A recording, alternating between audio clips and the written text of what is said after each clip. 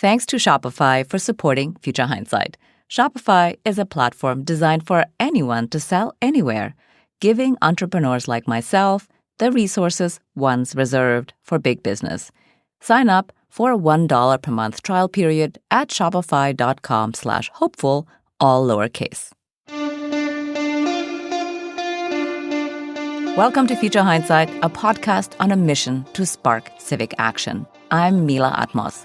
I'm a global citizen who's deeply curious about how to build a brighter future. On this show, we take big ideas about civic life and democracy and turn them into action items for you and me.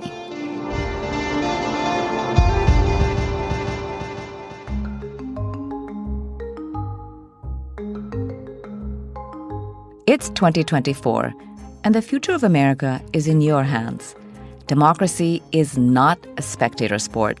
So we're here to cut through the confusion around today's most important civic issues and share clear, actionable ways for us to make impact. After all, tomorrow starts today. Education continues to be a lightning rod in America's culture wars. Between book bans, attacking LGBTQ students, and unrelenting efforts to defund public schools, it has become increasingly unclear what the future of K-12 education will look like and whether it will still even be around. We love to talk about what we can do beyond voting, but short of running for office. This is especially poignant for the democratic processes of school boards, which are high stakes for our communities and for the future of our children. Our guests are Jennifer Berkshire and Jack Schneider. They're co-hosts of the education podcast Have You Heard? And their new book is The Education Wars, a citizen's guide and defense manual. They joined us in the spring of 2023 to talk about the forces behind the fight to dismantle public education. I'm thrilled to welcome you both back. Thank you so much for joining us. Thanks so much for having us. It's good to be back on the podcast. So last time we had you on, we talked about your previous book, A Wolf at the Schoolhouse Door, The Dismantling of Public Education and the Future of School, which was incredibly illuminating. I recommend everyone to re-listen to our conversation. The link to the episode will be in our show notes. So your new book is 2.0, let's say, a citizen's guide and defense manual. Very exciting. But before we get into the how-to, let's just lay out what's at stake. Jack, how would you describe the stakes? It's a really good question, especially in light of referencing our previous book. When Jennifer and I wrote A Wolf at the Schoolhouse Door, I think that we imagined that we were about 10 years away from the kind of threats that we were talking about in the book. We were trying to help readers understand the ideological underpinnings of a movement to pull apart public education. And we really thought that we were going to scare people and scare them straight, and that we would never see the kinds of policy activity that didn't take 10 years to materialize, that in fact only took a year or two to begin popping up in state after state. Basically, every state with a conservative majority in the state legislature drove forward private school voucher legislation. And that is the core threat that we identify in the current book. But very much related to that is the culture war that has engulfed our schools and that is very useful for those who would like to privatize American public education, because the culture war can be an effective tool for prying people's sympathies away from the public schools that they generally express pretty strong support for and that 91% of school-age children are enrolled in. And so the current book is an effort to help people understand not only what's happening right now in terms of the culture war, in terms of the kinds of policies that we're seeing enacted in state after state, but also to help them understand why those things are connected, how there's a deeper story here, and what the ultimate implications, not just for public education, but for democracy writ large are. Yeah, you do that very well in both books, actually. And one of the things that you mentioned repeatedly is that education is commonly, in our everyday conversations, deemed not good enough. And that this is, in fact, a talking point to dismantle public schools. And one thing you articulated really well in this book, and I have to say, I haven't really seen other people say very much, is that there's an expectation that education is going to solve for poverty and income inequality. But actually, education doesn't solve for that. And that's not really the purpose of education. So our concept of the purpose of education has really morphed into something super narrow about making it possible for students to get on a ladder for upward mobility. But actually, Jennifer, how is public education foundational to democracy? That's such an excellent question. And I think that one thing it's really important for people to think about right now is that we really do not agree on what the purpose of public education is in this country. And think about, really for the last 3 decades, there was bipartisan agreement that really embraced that kind of narrow workforce preparation vision that you just described so well. And, we think about back to the Obama years, and college and career became a kind of shorthand. And that was our goal, and that we were going to measure the effectiveness of schools on the basis of student test scores. Well, now we're at a moment where people hold wildly different understandings of what school is for. Do you think it should be about raising up young patriots? Do you think it should be about passing on the religious values of a set of parents to their children? Should it be about preparing kids not just for the workforce, but for particular jobs? Should it be our STEM training ground? And I don't think we pay enough attention right now to the fact that so many of our heated battles over schools reflect this deep-seated disagreement over what schools should do. And, Jack is our education historian. I have learned so much from him. And if he took us back in his time machine to the earliest days of public schools, you would find that it was all about training citizens to participate in a self-governing democracy. And it's pretty shocking to go back and realize just how much training they thought people needed in order to participate in democracy. They often had quite an aggressive vision about what kind of skills kids needed to learn. And then you sort of track across decade upon decade, and you watch that vision get narrower and narrower. And in many ways, that has set the stage for the vulnerability that we now see. That not only do we end up narrowing our conception of what schools should do, but we also come to understand their purpose as fundamentally one that accrues benefits to the individual, that you get an education and it will benefit you over time as you invest in your human capital. And so we start to lose the language of a common good, of democratic purpose. You hear people say things like, oh, public education, it's a pillar of our democracy. And then you ask them to elaborate on that, and they might find themselves even struggling to find the language that really makes that case, because we're just not used to thinking in those terms anymore. Yeah, we really aren't. Thank you for making a full-throated defense for public education and explaining how it is a public good. Jack, do you have anything to add here since you are the historian? I'll only add that the vision that's being put forward by the extreme right that they describe as education freedom, and that they will talk about funding students, not systems, that vision is actually a very old one. It's a view of the past, and it's not a view of the past that anybody in the past was particularly fond of.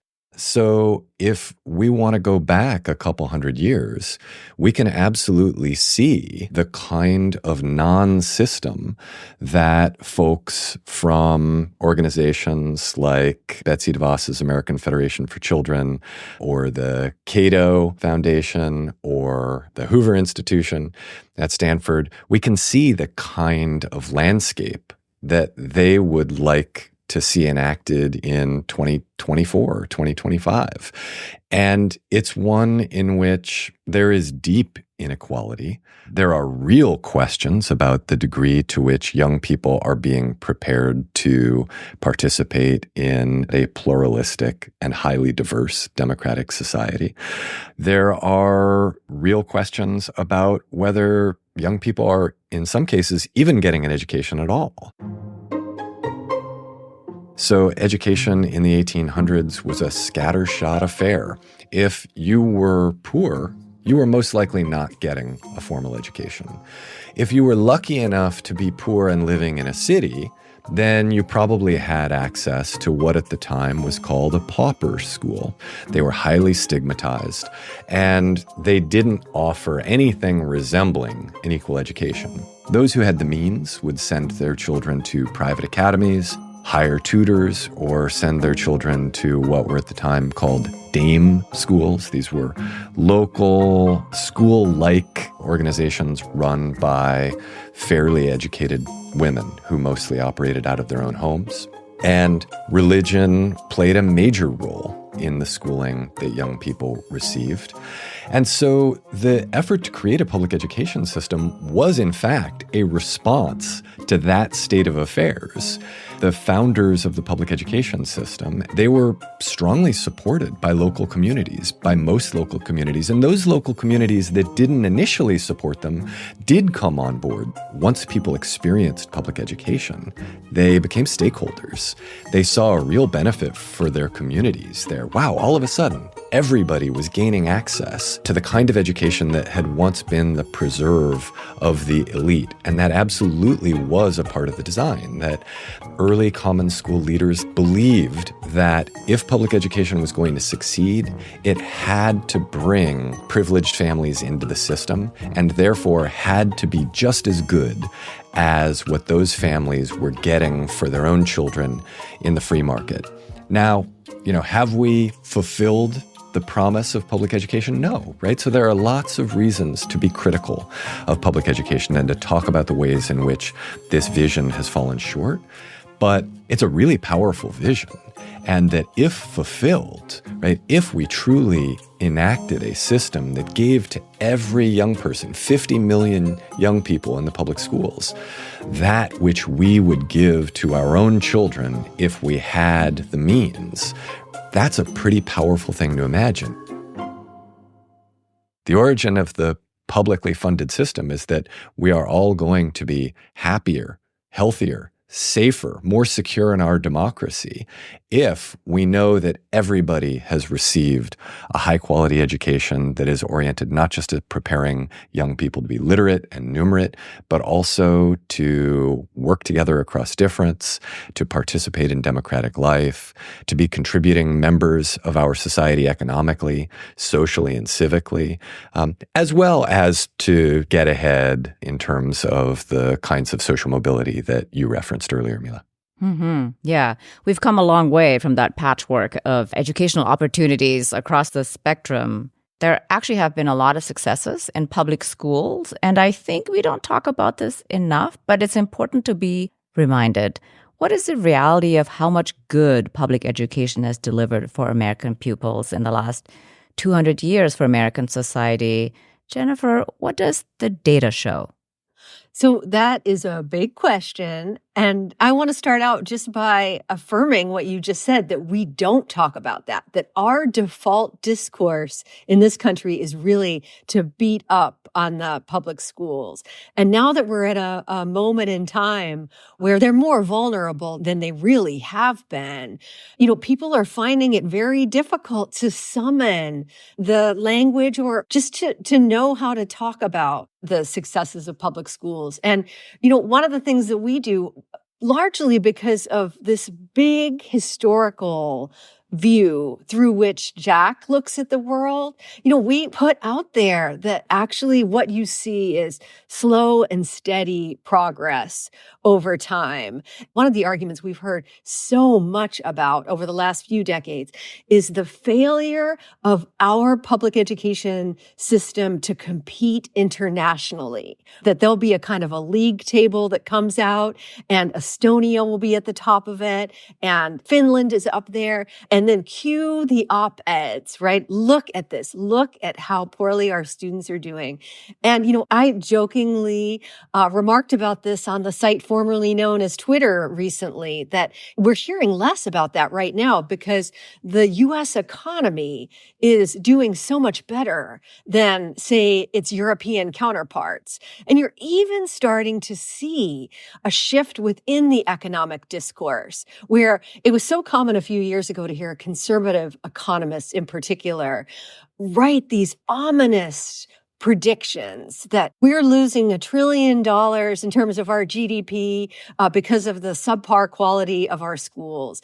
And now you're having people go back and say things like, you know what? A big part of the reason for our economic success is because of the level of investment that we make in, and I'm going to say human capital, even though I hate that expression.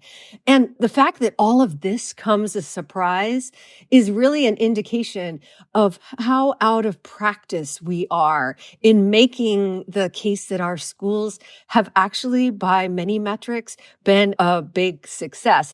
Right now, it's really common to hear people make a data-grounded argument, whether it's about reading or mathematics or graduation rates, making the argument that our schools have failed in order to justify a dramatic policy shift to move kids into schools where that data is no longer tracked.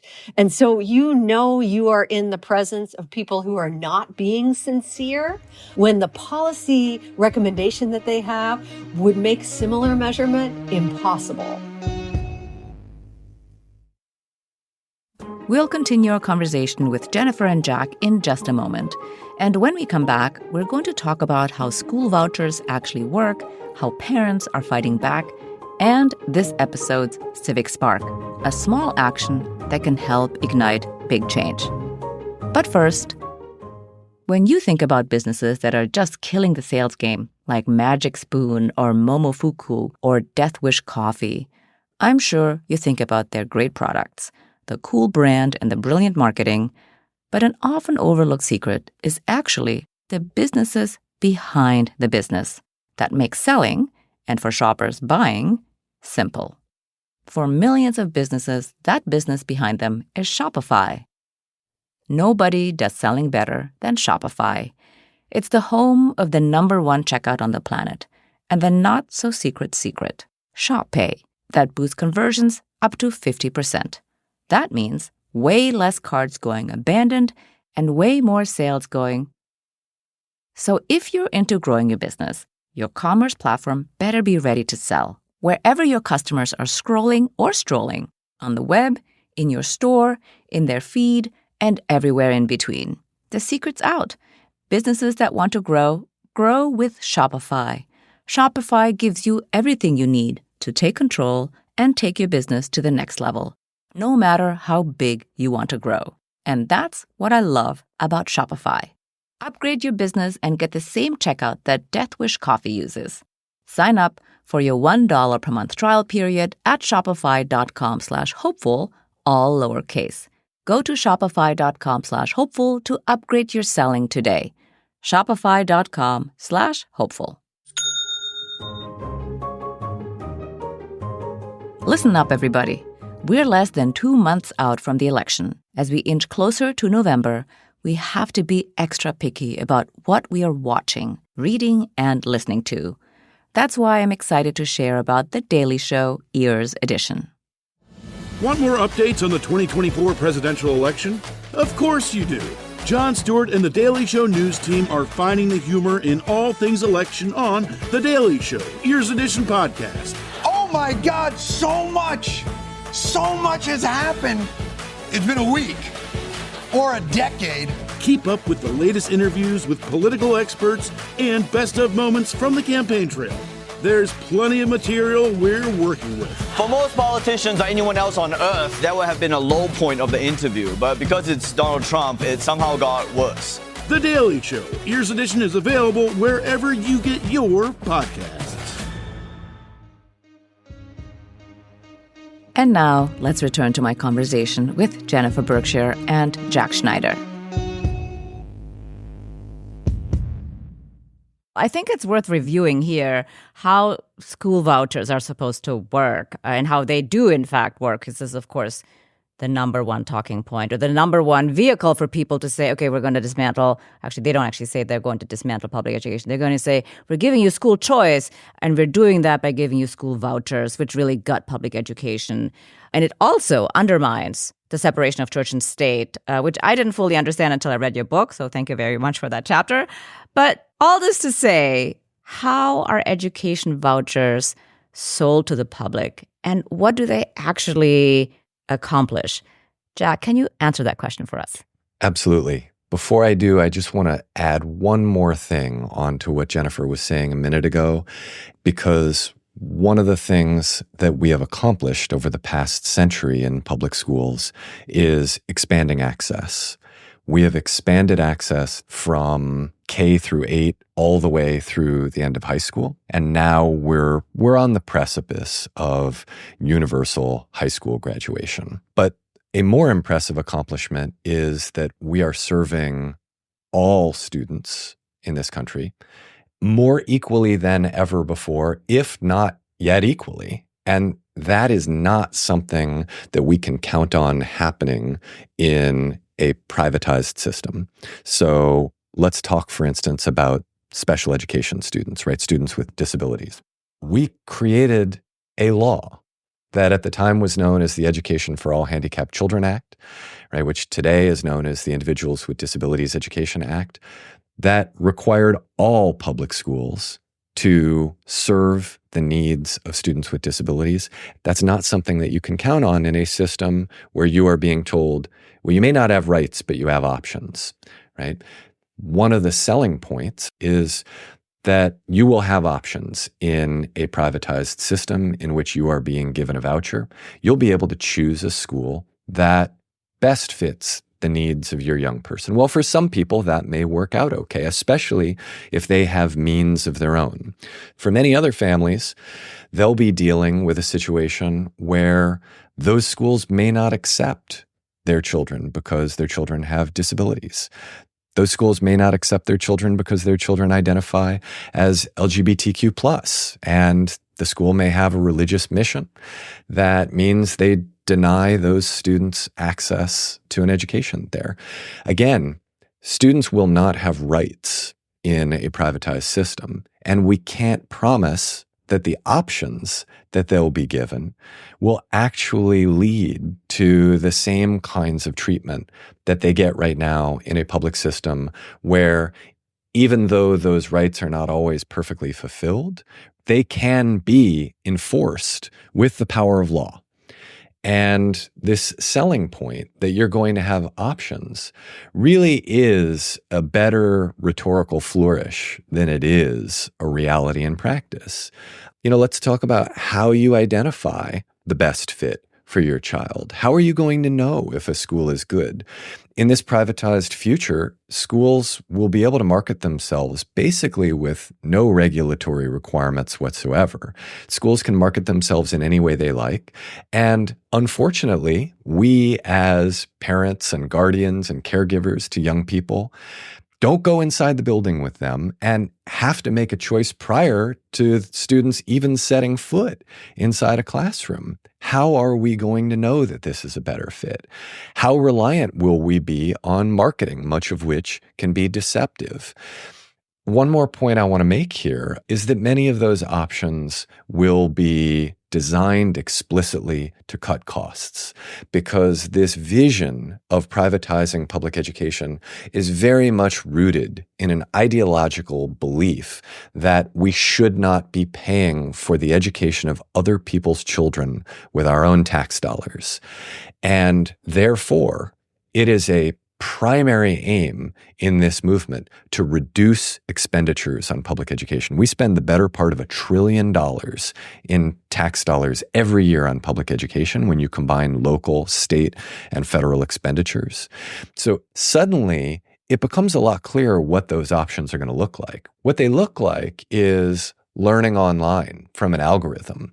What they look like is learning in a so-called micro school from an unlicensed, untrained tutor who is paid more or less like an Uber driver to just make sure that the kids are basically safe and at least accounted for physically. And again, I think it's important to come back to this idea that options and rights are not the same thing. Right. Options and rights are not the same thing. So we are a democracy podcast. And this, of course, is the perfect segue to talk about how one of the key features of American public schools is that school board members are elected. And what's more, school board elections are nonpartisan and the districts are not gerrymandered. There's real accountability through a democratic process. And in fact, this sounds almost ironic, but the heat of Moms for Liberty and book bans, through all that, we are reminded, of course, of the power of public school board elections. And what's perhaps surprising, if you're only reading the headlines, is that extremists are actually losing most races, especially in rural areas. So, Jennifer, tell us about how communities, parents are fighting back. This is such an important point because I really feel like it's been lost in the mainstream media. And when I travel around and talk to groups and I ask them to guess the percentage of candidates who are allied with groups like Moms for Liberty or the 1776 PAC, when I ask them to guess the percentage that are winning, they vastly overestimate it. And what we see around the country is something like 2/3 of those candidates are losing. And they're doing worse over time. And the reason for that is that when you go back and you look at the kind of initial explosion around school boards, it started around masks. And then over time, it has morphed into issues that grow increasingly extreme and have a smaller and smaller natural constituency.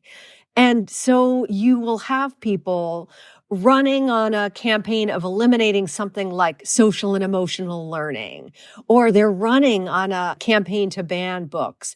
Now, one thing that you realize when you look at the polls is that as divided as we are as a country right now, there is really no issue that brings Americans together across party lines like their opposition to banning books. They are repulsed by that idea. And so when we were working on the book, I think one of the questions that we were really curious about was that how is it that we keep hearing that, these candidates are successful and that this was going to be the issue that brought back disaffected suburban voters into the Republican Party, voters who had fled during Trump's first term. How was it that this was going to really be a potent political issue when you could see the polling that the individual issues were actually really unpopular? And so what we've seen in state after state after state, in rural communities and suburban communities, is that the coalitions of groups and parents and locals that are coming together to defeat these candidates are now much broader than the candidates who they represent. And so when I look at this story, not only do I see something that's not being adequately covered by the news, but I also see an issue with tremendous organizing potential through the kind of democracy lens that you've been talking about. Yeah, so talk us through what the playbook is for defending public schools, because I don't want to say it's a formula, but there's some things that are in common across the board. Well, one thing we really saw in the early days of all of this is that communities were having to figure it out themselves and that there was nothing like a network. But pretty quickly, they started to share information. And one of the successful elements that quickly stood out was that you had to be a candidate with a vision, that the best way to defeat a Moms for Liberty candidate or someone allied with the 1776 PAC who is running because they're against things, that if you could articulate a vision that could draw in different kinds of parents. Jack and I recently did an episode of our podcast talking about Braver Angels, which is a citizens group really hoping to depolarize our politics at the community level. And one experiment they've done, which is just fascinating, they get conservative and liberal parents to describe their vision for their own kids. And it's absolutely striking how similar those visions are, that everybody wants kids who are able to think critically. Everybody wants kids to have access to the broadest range of academic and extracurricular activities. And so when you're articulating that big kind of full-throated vision of what a school should look like, not only are you then able to defeat the angry candidate who wants to get the book pulled out of the library, but you're also making a bigger case for why we have public schools. It goes beyond workforce preparation because you know what? Parents don't just want workforce preparation. So the key to defending public schools successfully absolutely starts with articulating that vision. And we see that again and again in all kinds of different communities. And not only is it really inspiring, but if you're in a place where there is heated stuff happening around the school board, you will learn from these other communities stuff that you can absolutely replicate where you are. Yeah. So I feel like one of the things that we need to do better is really talk about the idea of education as a public good, to reclaim that frame. How would you do it? How do you communicate about public education as a public good when you are not around educators or parents? I think sometimes this is especially true for people who are not parents, or not parents of school-age children, let's say, because they feel so removed from this issue.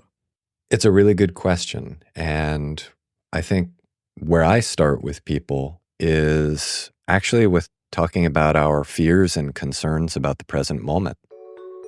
What are we worried about in terms of the future of our democracy?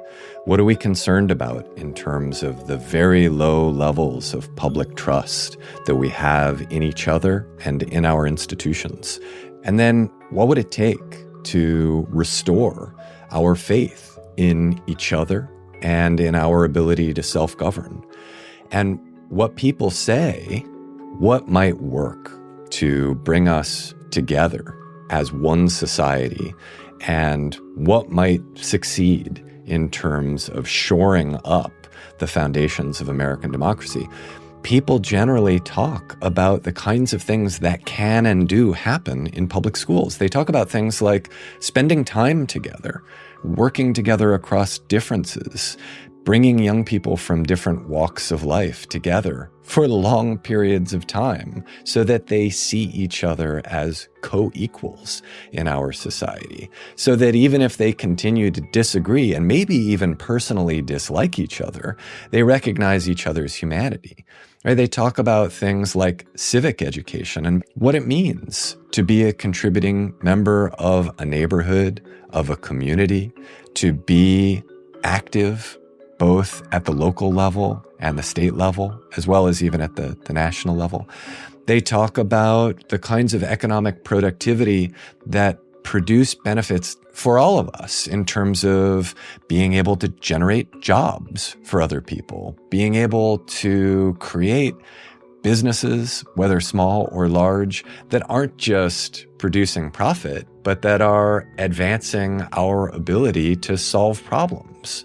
They talk about the kinds of interpersonal skills that get developed in school. Social and emotional learning is more or less a commonly agreed upon basic function of public education, where young people are socialized for life in both the dominant culture as well as the many subcultures that exist here in the United States. So I think there are lots of ways that we can help each other understand the ways in which public education can be a source of healing for us at a time when we so badly need it. And that makes it all the more ironic that so much of our fighting right now is happening in, around, and about our schools.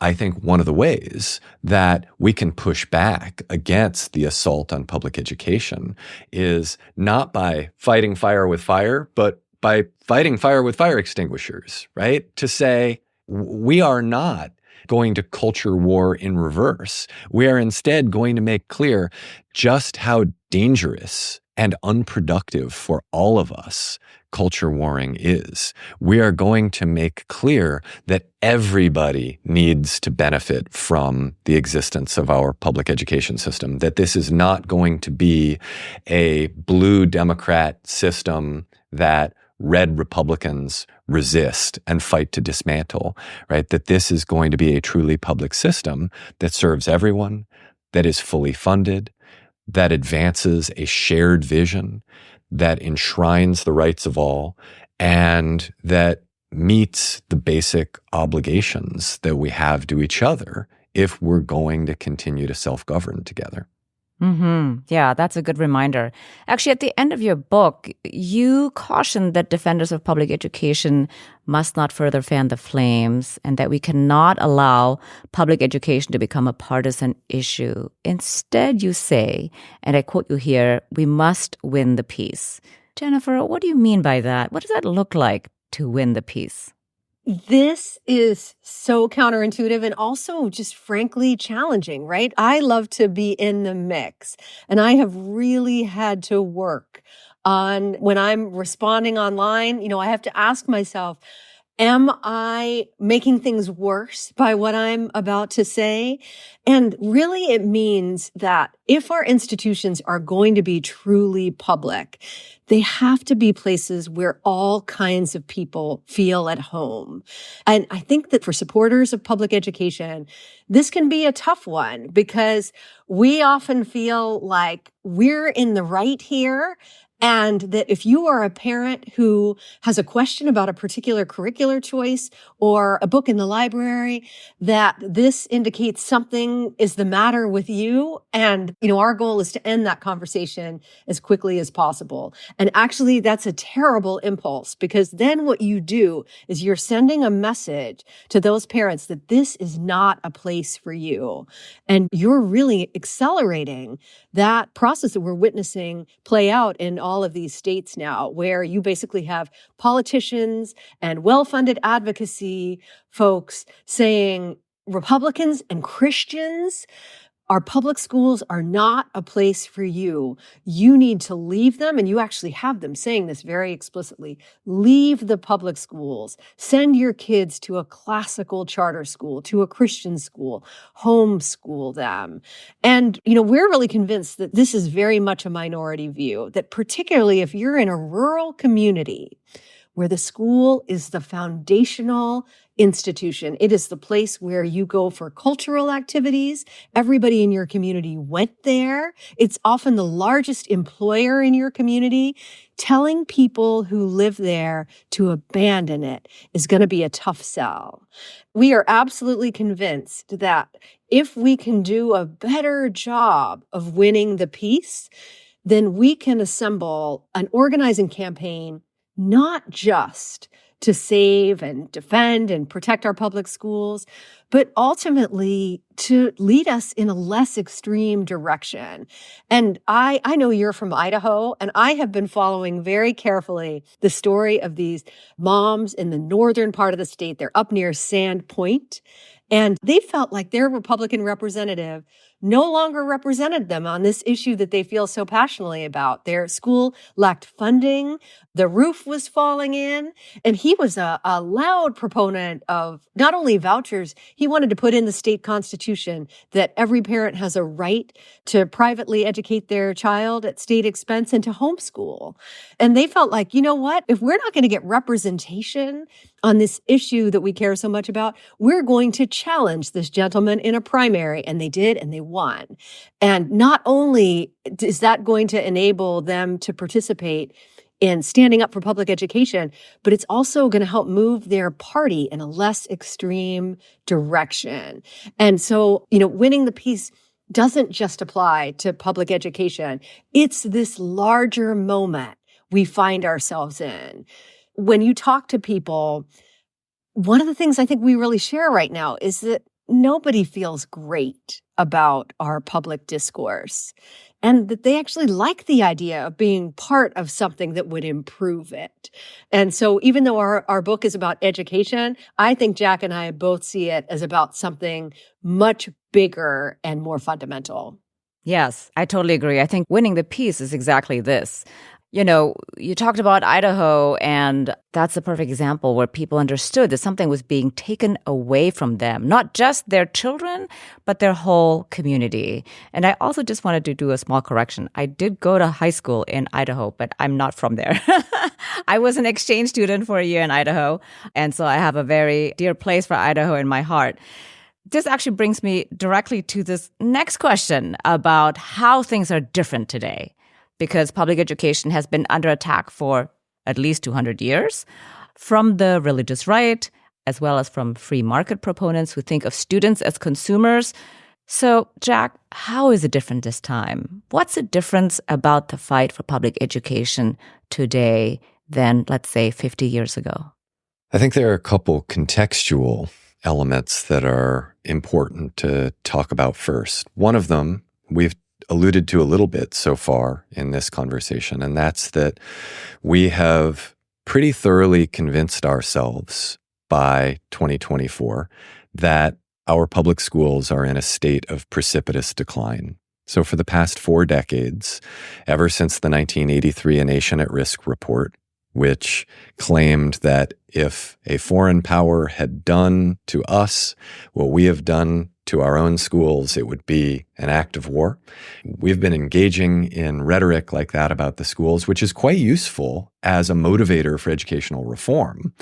Even though there are some benefits in using this kind of rhetoric, it's very dangerous, right? It comes at a steep cost. And we can see it really clearly in the divide between the way Americans rate the schools attended by their own children and the way they rate the nation's schools. Phi Delta Kappan International has been polling Americans on their attitudes toward the public schools for half a century. And what we see consistently in the data is that an overwhelming majority of Americans are pretty happy with the education their own children are getting. And that same overwhelming majority is convinced that the nation's schools stink. Well, the math doesn't work there. It can't be that the vast majority of students are getting a pretty good education, but the schools overall are pretty rotten. We inhabit a world in which we have been convinced that maybe the schools aren't actually as good as they are in our own local communities. Another is the fact that our schools are more equitable than they ever have been previously.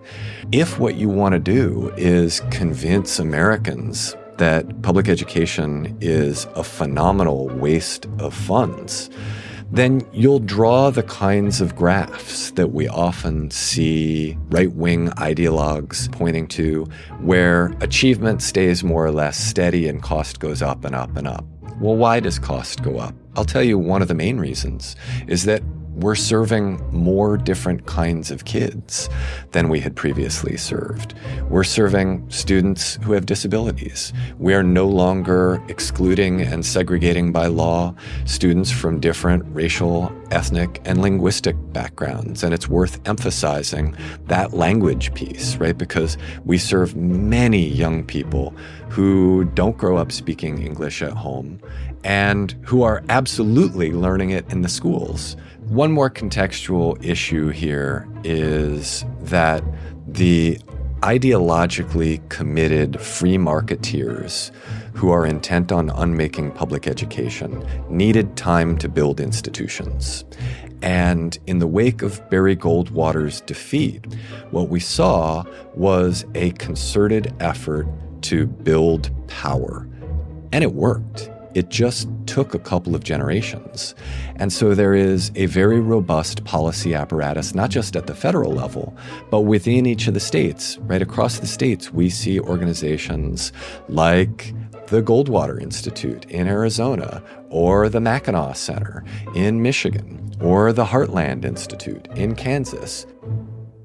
Okay, so those are the contextual pieces. And then let me just say that we're at a moment now when we, for the past 20 years, have been laying the groundwork for school choice as a bipartisan issue. And to me, that's the biggest driver of this. The Democratic Party participated in normalizing the idea of school choice, in advancing the idea that education is a private good that is chiefly useful for advancing an individual's opportunity rather than advancing the common good, and that they did so without realizing that the Republican Party had not agreed to a long-term lasting truce around what school choice means, but rather was using charter schools as a means to an end to normalize the idea of school choice so that they could eventually put back on the table the idea of private school vouchers that Ronald Reagan tried to push forward in the 1980s, lost on, and personally gave up on, but which were never given up on by the ideologically committed right. And I think that's the biggest piece, is that for the past quarter century, we have had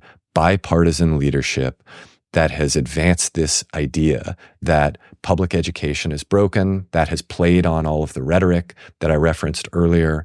They have talked about the importance of individual opportunity while neglecting all of the public good that public education does. And eventually, when school choice flipped and began to mean private school vouchers, those Democratic supporters like Cory Booker, who had so staunchly advocated for charter schools, and let's not absolve President Obama in that, suddenly were left holding the bag. Wow, thank you. That's very well put. So it's time for the public to reclaim the field here and defend public education as a public good. What are two things an everyday citizen can do? And if you could give us one idea for if you're a school-age parent and one idea if you're not a parent. So how about Jennifer does the one for the parent and Jack, you do the one for not a parent? The most important thing I think you can do right now is to start having conversations with people with whom you disagree. And those parents who right now seem incredibly angry about something that's happening at the school, start by trying to figure out what's going on with them. Listen to them and see if you can build a bigger coalition, make new friends, and make friends with people who aren't parents too. How about you, Jack? For the non-parent, what should we be doing? I would just not assume that I know what's going on here, which is my default position for pretty much any issue.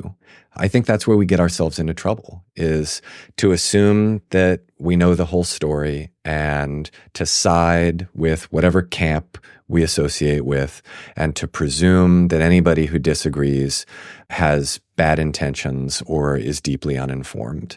I think that the more people remain open-minded, even if they remain open-minded to ideas that are frankly and objectively bad ideas, that we're going to walk away inoculated against really dangerous ideas that happen to become politically popular at a particular moment. So right now, vouchers are a politically popular idea among conservatives. But that doesn't mean that everybody who identifies as a conservative will actually like the idea of private school vouchers if they think about them. And so my plea to people is, don't assume you know the whole story. It's always going to be a bit more complicated. We differ in this country with regard to our experiences, our values, our beliefs. And ultimately, if we're going to do something as a public, we have to do it together. And that means not being on the winning side all the time. It means not vanquishing the opposition. It means leaving space for them and settling for a compromise that everybody can live with. This is good advice from both of you. So here's my last question. Looking into the future, what makes you hopeful? And Jack, if you could answer first, and then we'll have Jennifer. The thing that gives me hope is talking to young people. Whenever I talk to young people about the kind of education they want for themselves and their peers, I don't hear a highly divisive vision there. I hear a really inclusive vision. And when they talk about what kind of society they want to live in, I find myself really hopeful because it's the kind of society I want to live in. And I believe that their vision of a more just future is one that all of them are on board with. And I think a bunch of us who right now are in our middle years or later should do more to hand over the microphone to them. Hear, hear. Go ahead, Jennifer. It's so ironic that on the one hand, our schools right now are the site of some of our most intense, our most bitter battles. And yet, in many ways, the kinds of organizing that we're seeing at the community level to defend and protect and strengthen public schools really does give me hope, because that is the terrain on which we're going to remember how to do democracy again, right? That we end our book with a chapter called Democracy is Not a Spectator Sport. And so to me, looking around at communities really all over the country that are relearning how to talk to each other, how to articulate a vision of a public good that goes beyond preparing their individual children for economic success. Those muscles are weak. It's going to require a lot of us to remember how to do all of that. But in some ways, I really believe that we could actually end up being better off for having gone through what's been a really scary time for a lot of people. So it's looking at those local communities that gives me a lot of hope. Yes, that is indeed very hopeful. One of the things that I learned in doing this podcast is that Americans do care. I mean, we have this idea that Americans don't care. Nobody votes. Everybody is crooked, whatever. So much cynicism. But actually, that example in Idaho is perfect. People do care. People are paying attention, and they're doing something about it. Thank you both very much for joining me on Future Hindsight. It was really a pleasure to have you back on the show. Thanks so much for having us. It was great to be here. Our guests, Jennifer Berkshire and Jack Schneider, are co-hosts of the education podcast, Have You Heard? Their new book is The Education Wars, A Citizen's Guide and Defense Manual.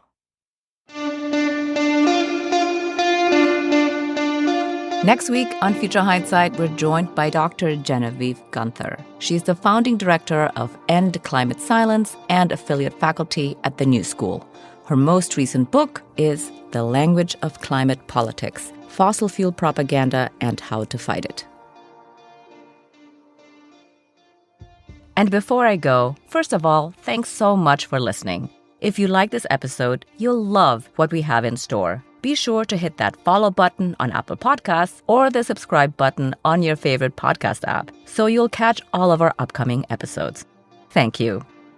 Oh, and please leave us a rating and a review on Apple Podcasts. It seems like a small thing, but it can make a huge difference for an independent show like ours. It's the main way other people can find out about the show. We really appreciate your help. Thank you.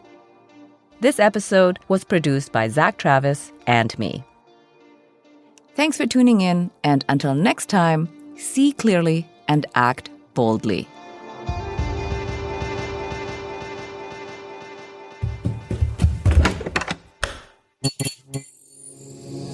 This podcast is part of the Democracy Group,